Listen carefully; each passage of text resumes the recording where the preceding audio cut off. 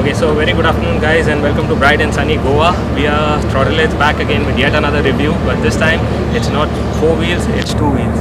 And we are at the Rider Mania event that's going on in Goa, and we are at the event in Donapal, which is organized by Royal Enfield, so which is test ride the twins, and we have both the vehicles over here. We have the Interceptor 650 and we have the Continental Gt 650. So to tell you more about these bikes, they are both bikes based on different genres of biking. Now this one is more of a day-to-day ride bike, the Interceptor, whereas the GT is much more the racer kind based on a sportier ride.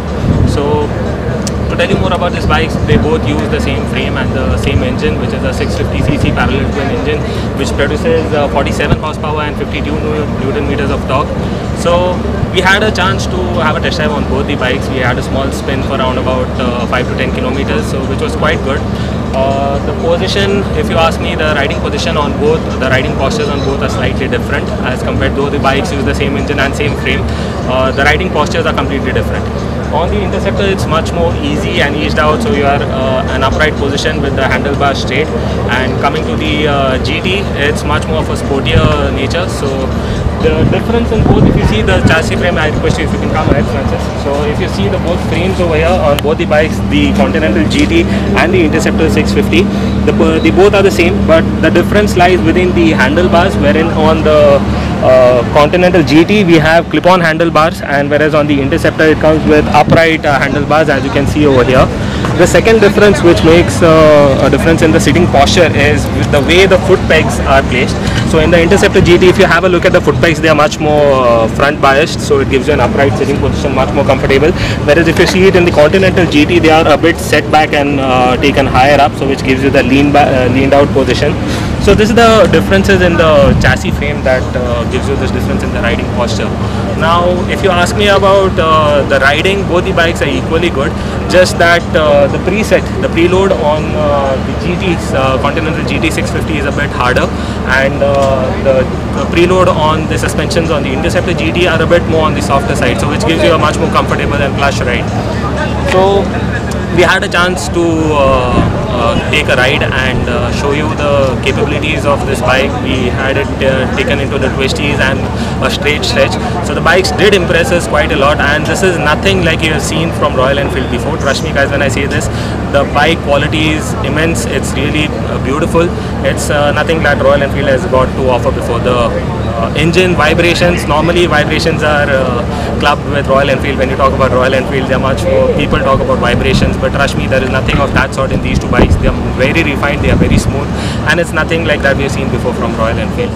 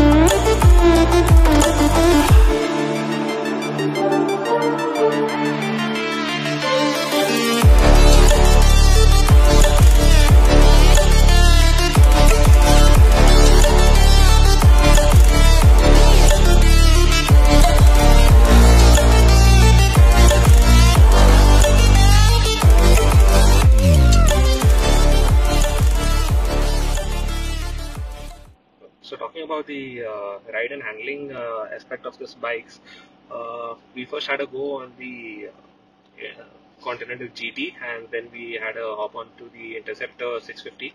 So the Continental GT 650, if you ask me, is quite good in the corners. Both the bikes are equipped with a 650cc engine, so the punch and power that is produced is quite similar on both the bikes, but the Continental GT with its aggressive position feels a lot more better. it gives you a good punch. The low end torque and the mid end is also quite good. In gear acceleration is also really impressive on this. Though we didn't get a pretty big stretch to try out the max power of this bike, but we managed to hit a top speed of around about 130 kilometers per hour, and there were not no vibrations whatsoever in that particular range. So, though speaking about the handling, the Pirelli Sport tires that are there on this bike do a pretty good job of assisting you in the corners. It never feels that you will lose out on grip whatsoever. So does a pretty good job. Talking about the braking aspect of this bike, the brakes are really sharp on this, be it the front or the rear, and the braking duties are done by Vibri with the ABS system on it. So the ABS also, though we didn't get a chance to try out the ABS functionality, but yes, in a instant where we happened to brake, the ABS did kick in quite fast. So it's quite good overall. The bike feels really good, and it's a good bike for your daily commute, especially the Interceptor 650. If you ask me, if you're looking for something which will be your daily ride bike, I would suggest the Interceptor 650. Or if you are a kind of a guy who likes to head out on the weekends for a ride with your group, then I suppose it should be the GT 650.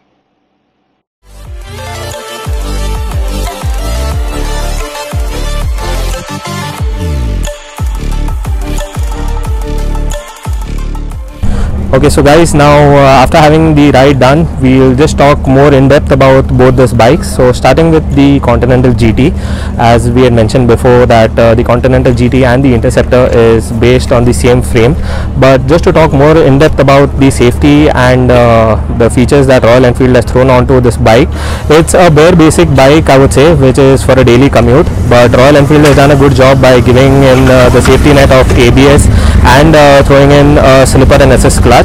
So the brakes also, to talk more about the brakes, brakes felt really quite sharp on both the GT and the Interceptor, so which was an amazing feel.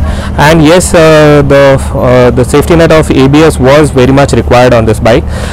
Talking about the gearbox on this, it's quite smooth and butter smooth, I would say, nothing like what we have experienced ever before from Royal Enfield. So this is quite a smooth 6-speed gearbox, and the clutch action is also quite light on this thing, so it makes it easy for rides in city traffic or in daily commutes.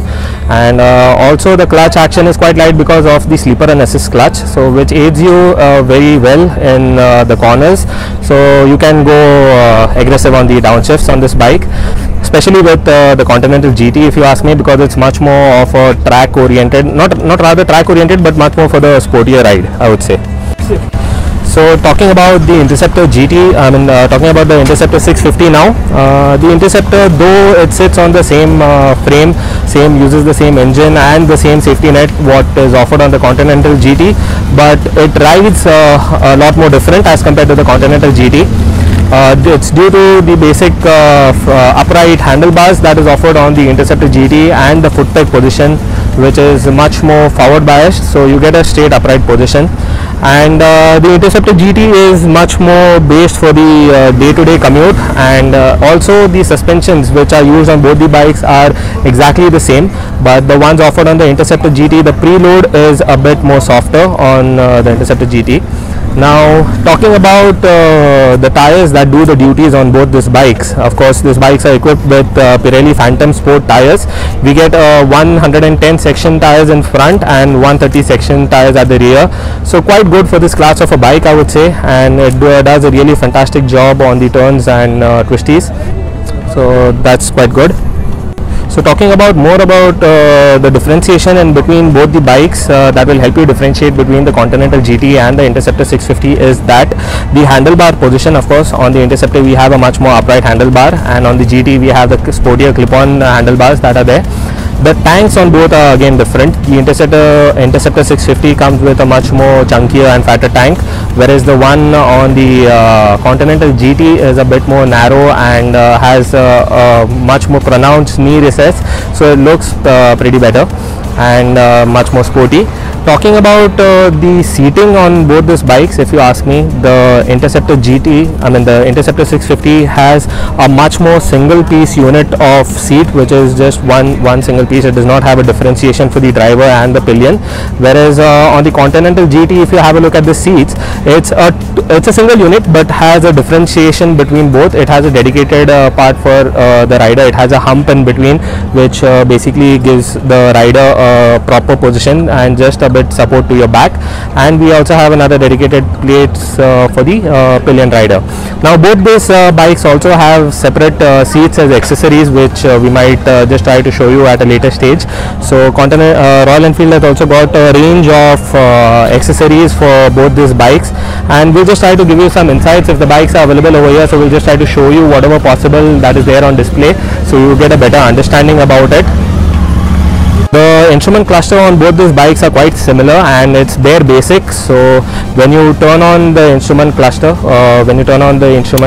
it basically does an engine check for the ECM, and you have bare basic safety features like ABS, and it has a small digital cluster. This is the good old analog clusters, by the way. Twin pod looks really classy, but along with the olden days look, the Royal Enfield is quite smart to throw in a small digital cluster also, which gives you certain readings of fuel, odometer and 2 trip meters, so you are well informed about your bikes, what is going on with it. And to talk about more of the safety features, Royal Enfield has equipped these bikes with dual discs, one in front, one at the back, and the braking duties are done by Bibri brakes, and the safety net of ABS by Bosch. The most smart feature that Royal Enfield has added is that it's an engine cutoff feature basically. So wherein if the side stand is on and you happen to crank the bike just wouldn't want to crank. So that's a very smart safety feature, because we Indians mostly forget to take off the side stand before we start with our journey. So that's quite an interesting safety feature that Royal Enfield has done to it.